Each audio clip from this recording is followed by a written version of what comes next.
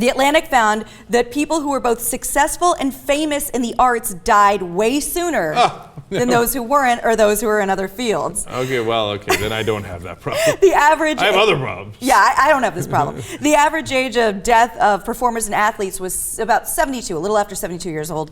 It was not exactly young, but other people, their average was 83, so...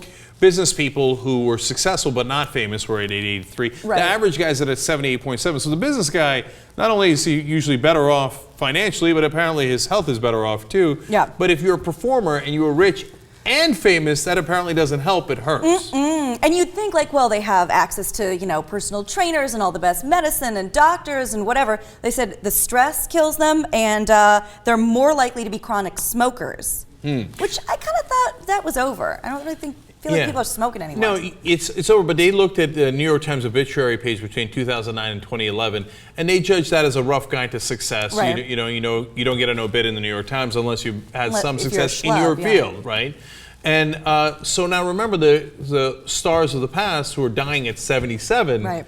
They used to smoke, right? And a lot of them smoked all the way throughout. Good point. So that's part of it. But I think really what actually probably skews the number in a major way, and I'm not sure they talked about it enough in the article, is athletes. And so almost all of our athletes now are on steroids. Yeah. Okay, now you think, oh, that's overgeneralization. Barely. If you see the back knee on some of these guys in the UFC, this is not a big secret that a lot of these guys are juicing. No question. And then the football players have the steroids problem. Yeah. Like there isn't a single lineman in the NFL that isn't roiding out of control. So don't tell me those guys get that way in a natural way. You're nuts if you think that, right? So, but on top of that, you have all the head trauma that goes into football. So the average football player, I think, dies in his 50s. With major brain trauma. Yeah. Like, you get a contra coup, which is worse than a concussion. That's after a concussion when your brain actually bruises the inside of your skull because that got jostled around so much. Man, that contra coup sounds really bad. Bad. Okay, so when you factor those guys in, and I don't know how many happened to die between 2009 and 2011, well, that's going to bring the number down all by itself. Right. So it's a little skewed in that sense. But it is an interesting study either way.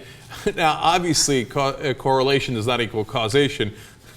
Don't panic and be like, you know what? I was going to be famous, but I decided I'm not going to because it turns out you live a year and a half less. Are you going to be in everybody's death pool now because you're a famous guy? Oh, yeah. I hope not. If you're YouTube famous, you die even quicker.